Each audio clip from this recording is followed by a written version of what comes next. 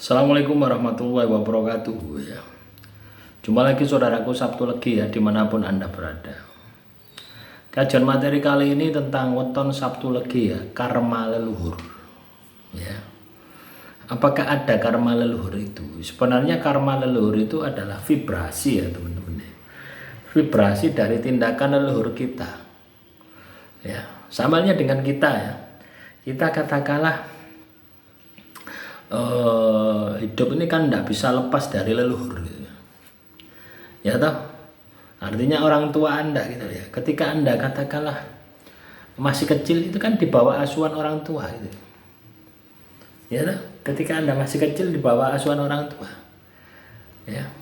Coba bayangkan kalau orang tua Anda ya menggunakan pesugihan. Orang tua Anda pekerjaannya itu ada unsur yang tidak halal, misalkan menipu misalkan, atau sering menjalankan riba misalkan ya.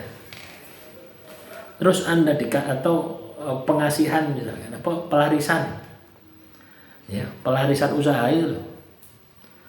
Atau orang tua Anda ini pesugihan misalkan. Nah, pasti kan diri Anda ini juga tercemar gitu loh ya. Bagaimana tidak tercemar? Wong Anda juga ikut menikmati hasil daripada pesugihan itu sendiri. Lah inilah yang tidak kita sadari gitu ya. Wong kita tidak melok ikut-ikut ya, tapi melok mangan kok gitu ya. Makanya kita ini secara tidak langsung ya, besar atau kecil kita pasti akan kecipratan, tapi tidak sebesar orang tua Anda gitu ya. Nah, inilah yang perlu kita sikapi ya. Ketika Anda mengalami situasi kondisi semacam itu ya, artinya Anda ini penuh dengan masalah, hidupmu itu penuh dengan masalah yang itu ada hubungannya dengan orang tuamu, mbahmu, leluhurmu ya. Nah, itu namanya karma leluhur ya. Tapi tidak sepenuhnya 100% Anda tanggung ya, tidak ya, tetap pelaku utamanya ya, leluhur Anda lah yang menanggung 100% ya. Yang Anda ini hanya kena cipratan nih teman-teman. Nah, yang saya mau tekankan di sini adalah supaya Anda tidak mengulangi apa yang dilakukan oleh leluhur Anda, orang tua Anda. Supaya anak Anda ke depan ya, itu benar-benar tidak menjalani karma leluhur. Cukup putus diri Anda, cukup yang menderita diri Anda, anak Anda jangan.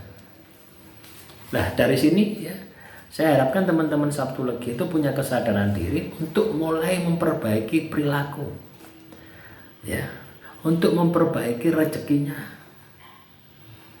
ya. Ya, rezeki yang tidak halal-halal itu, yang haram-haram itu ya. Nah, itu diperbaiki ya.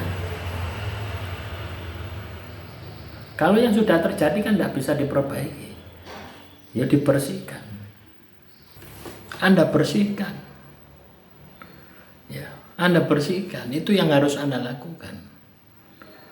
Dengan cara apa? Kita zakati, kita sedekah, itu untuk membersihkan. Nah, dan kedepannya ketika sudah bersih, jangan melakukan tindakan-tindakan yang konyol. Misalkan ya, ini contoh sederhana. Kamu punya teman ya, terus kamu utangi ya, kamu utang, Mbak Parni saya utang 10 juta, terus Anda ngilang, ceprowet, minggat, itu akan nurun kepada anakmu karmanya, karena anakmu juga menikmati. Nah, hal-hal semacam itu jangan diulangi ya. Ini contoh-contoh karma yang nurun itu seperti itu ya. Orang yang Anda sakiti 10 juta itu sampai mati juga akan ingat. Saya pernah diakali oleh si A, 10 juta ditipu tidak kembali. Itu sampai dia mati akan ingat. Dan itu akan menjadi karma bagi dirimu dan keluarga, keturunan ya. Makanya hidup ini harus hati-hati ya. Itulah karma leluhur itu seperti itu ya. Konsepnya itu seperti itu. Silakan Anda teliti sendiri di dalam sepanjang perjalanan hidup Anda. Itu bagaimana keadaan orang tua Anda ke atas. Ya, pasti Anda tahu apakah orang tua Anda benar atau enggak. Ketika orang tua Anda enggak benar, hidupmu banyak masalah, berarti ada efek di situ. Itu Anda pelajari, jangan sampai ngefek ke keturunanmu selanjutnya. Cukup diputus dari diri Anda. Ya itu tadi cara memutusnya ya. Anda jangan sampai melanjutkan apa yang pernah dijalankan oleh orang tua Anda. Misalnya orang tua Anda senengannya utang, Anda kecipratan, terus Anda juga senang utang bisa. Nah itu karma leluhur turun. Anakmu juga akan memiliki memiliki sesuatu yang sama gitu. Masalah yang sama dengan apa yang Anda alami. Kan kamu enggak mau toh seperti itu terus berlangsung sampai keturunanmu, kan enggak mau. Ya cukup Anda saja sebagai pemutusnya. Ya, mempertanggungjawabkan karma leluhur ya. Vibrasi ya, karma leluhur. Dan berpikir bagaimana mengolahnya supaya enggak turun ke anak keturunanmu. Itu cara yang bijak itu seperti itu. Ya, jadi mulai sekarang coba Anda evaluasi ya. Setiap orang pasti punya ini ya. Anda evaluasi, terus Anda memperbaiki diri Anda supaya keturunan Anda ke depan itu lebih baik. Tuh ya. Dengan cara mendidik keturunan Anda, misalkan dimasukkan pesantren, dididik agama ya yang kuat. Itu juga salah satu strategi, salah satu langkah. Tapi ya gitu, sumber dari pendapatan Anda ini kudu bersih. Awalnya ini dari sumber pendapatan Anda,